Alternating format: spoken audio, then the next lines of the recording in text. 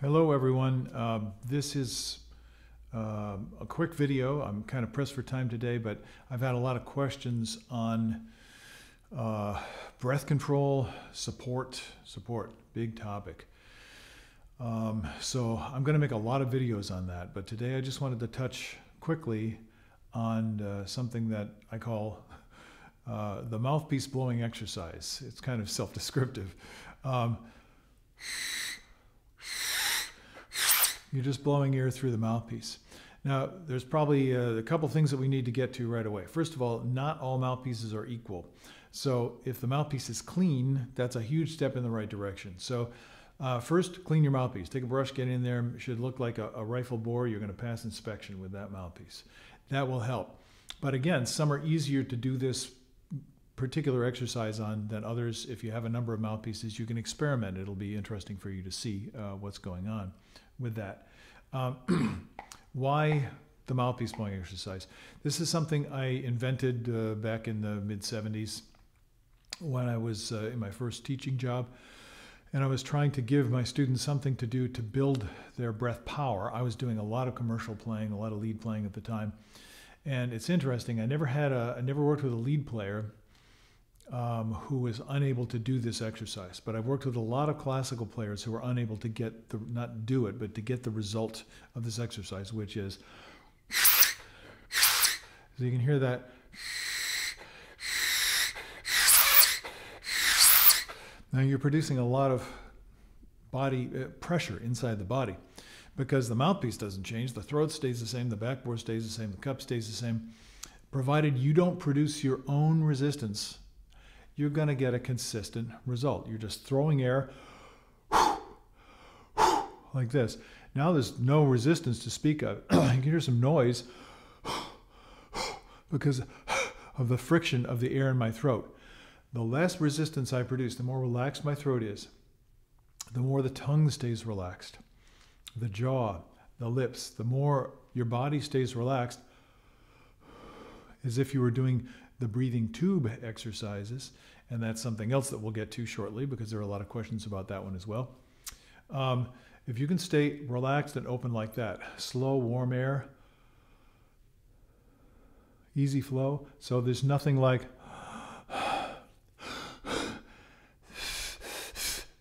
no pressure, easy flow. This produces the resistance. So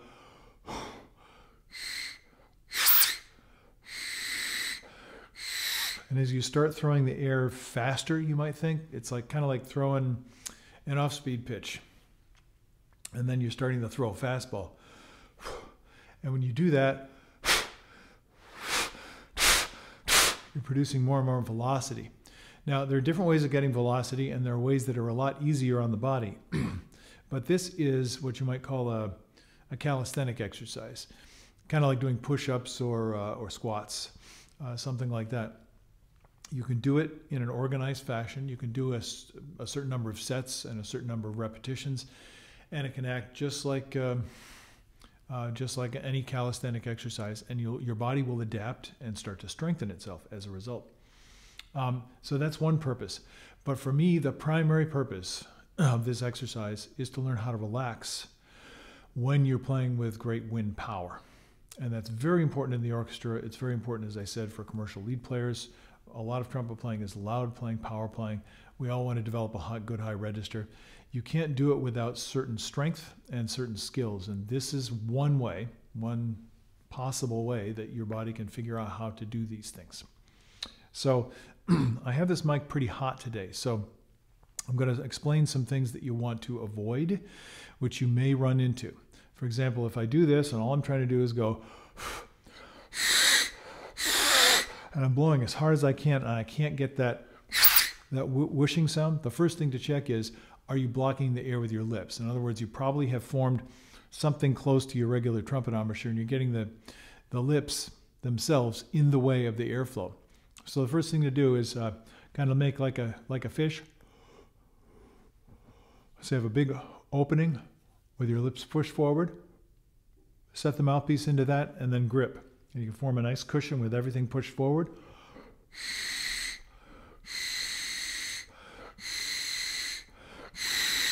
That in itself is great for your embouchure because it exercises the muscles that tend to be weaker. The bigger ones are the ones that pull away, pull this way and pull this way. And the stronger ones, rather, those big muscles are to pull away. And the other ones, this group pulls in. And so when you bring the embouchure forward, now you're doing something that you're waking those muscles up and you're strengthening them. So that's huge in and of itself. You're going to get some benefit from that.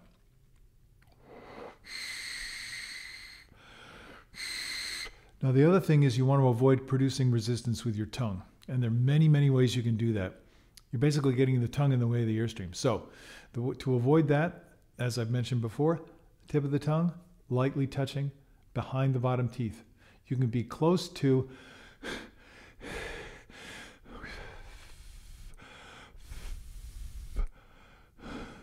see how that ear is soft?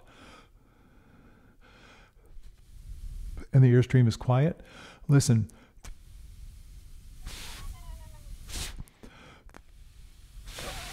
This is why I'm using this microphone today, so you can hear some of these things. Sound is a tremendous method of feedback where you can kind of get information about what's going on because you can't see the air. And it's very difficult to feel it. So if you can hear it, that's a good step in the right direction. So I'm doing this.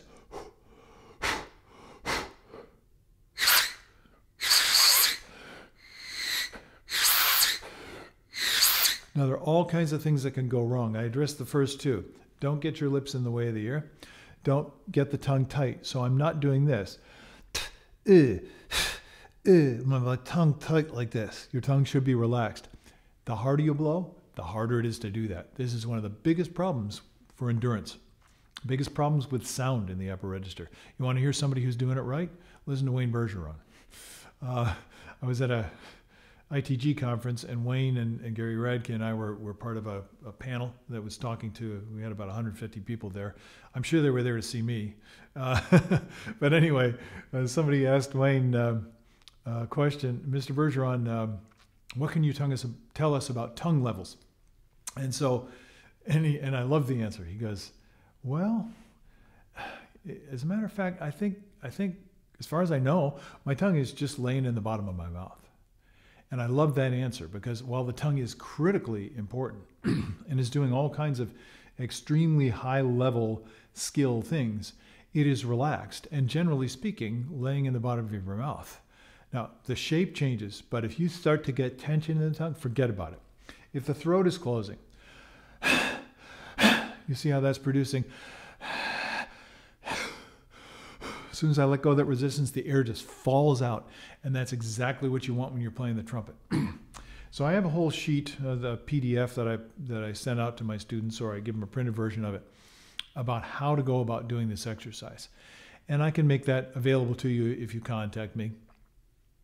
But written directions are difficult, which is why we're doing this today, because I can explain it in much greater detail. So all you're doing is, and you're throwing the air as quickly as possible. So you get a full breath.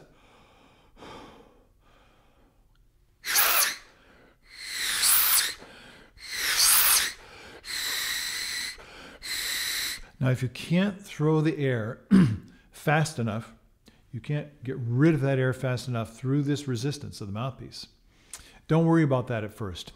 What you're trying to condition, the most important thing is staying relaxed, staying open, and flowing with power and steady energy all the way through. So if you start with power and you're blowing really hard, you're tightening up, well, you just lost your posture. So you need to come back and recapture that perfect posture. Most people end up putting their head forward, kind of straining, everything gets tight. The idea is not to blow hard.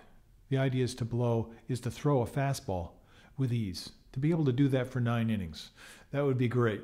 So you're trying to get this loose power, fluid power might be a good way of putting it. Okay, so how do you work this? Well, let's say you can't produce that whistling sound. There it is.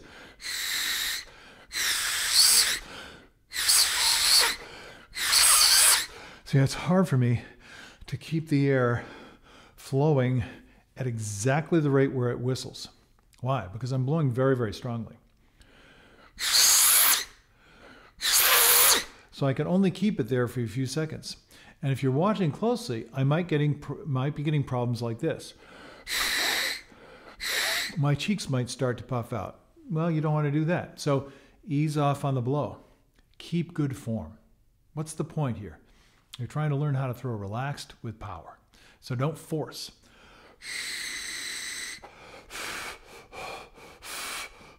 So I'm kind of tight.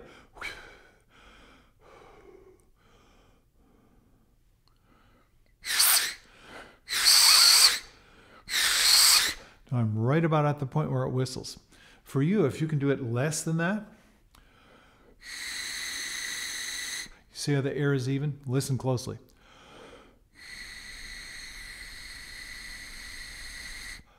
Now I'm going to go all the way to the end of my air, and this is one of the most important things.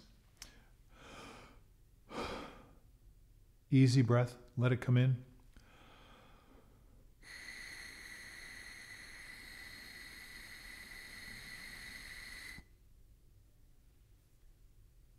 I just played to the end of my air. So that's one thing. I'm staying relaxed until I have no air left to blow. I could barely speak because I had only just a tiny, a teaspoon of air left, maybe. Of course, you got more, but you don't want somebody, like a football player, you don't want somebody to hit you when you've gotten rid of the air, because that's how you collapse a lung.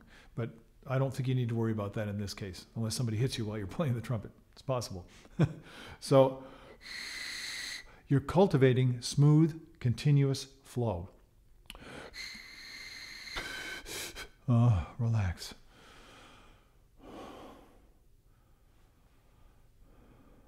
Now here's another thing to listen for. You see how I got relaxed? You can hear the airflow. It's making a slight friction as it goes through the oral cavity. The less friction, it can come from the lips, the tongue, the throat, right? The less friction, the better off you are. You want to maintain that all the way through. How do you know? Well, let's say you're blowing strong and you're maintaining that all the way to the end until you're out of air.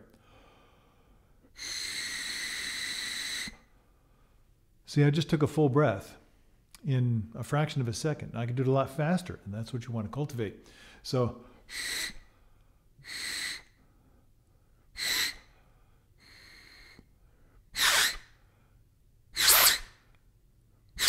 you can see I can get up to this point where I'm blowing very strongly, almost as strong as I can throw the air. And I can get there almost instantaneously. Not like this. Okay, that's fine. Good exercise. But it's this instantaneous change from power to power flow, exhale, to quick, agile, light inhale with no noise. My cheek's blowing out. I think I'm tired from practicing a little while ago. So it's a good exercise for your facial muscles as well when you do it correctly.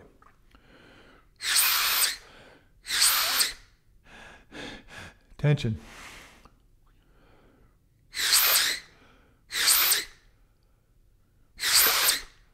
This tape is unedited. I did not turn the volume down. I'm going to get rid of all my air. Wow, that's hard. It's like I have almost no air left, and I can still throw the air with that kind of velocity. So you see the potential for developing your own exercises with this. I don't want to go over today. We've already been a little bit long. I'm trying to set a kind of an attention span for you folks, and we're almost at 15 minutes. So in any case, you want to think about structuring this, and that's a different topic. What can you do? Remember, I said sets and reps. So you might pick a kind of a power range. So you're going to go, so I can already feel my cheek getting weak over here.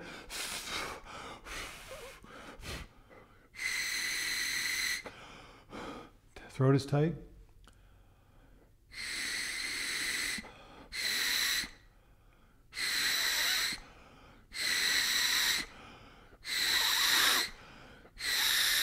So I choose what I'm cultivating. First, I'm going to blow all the way to the end of the air and hold the air out. I'm going to do that for 6 repetitions, 8 repetitions, 10 repetitions, and then rest. Maybe rest for 30 seconds, maybe a minute, and then do it again. That would be 2 sets, maybe, like I said, 8 to 10 repetitions. You're going to feel the fatigue. That's good. You don't want the fatigue to lead to bad form. And I gave you a lot of the things that can go wrong. Pressure is another one. Let me finish with this. A lot of people have problems even doing this exercise. And part of the weakness is with the breath, but if they have a good strong blow ability, maybe the problem is with the facial muscles or somewhere else. So you can help yourself. I don't know if you'll be able to see this. I'm making a giant cushion rim just by basically using the OK sign here. Basically, that's it. And that allows me, if I kind of move it around on my face, to make sure I'm putting no lip in the cup.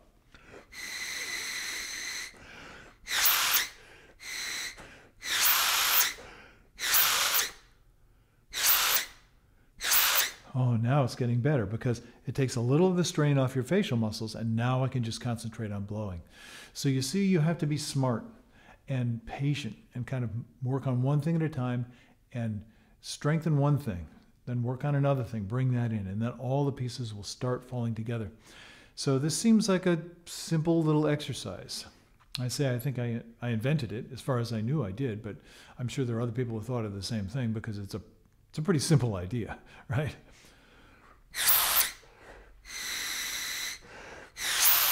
There are a lot of other things that can go wrong. I wore this shirt today, so I could show you the lead player effect. I remember Bobby Shue saying one time, you don't want to be just another red-faced, fat-necked lead player, do you?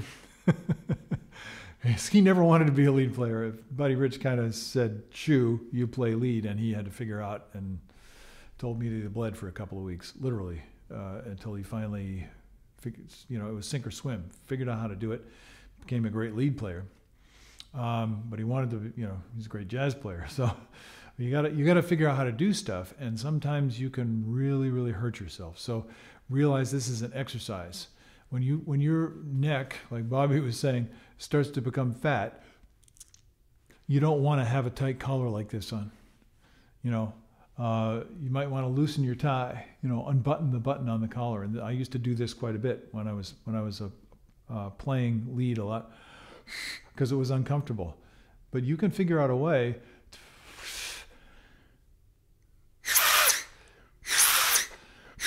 to do that without letting your neck bulge out. And that has to do with tongue coordination.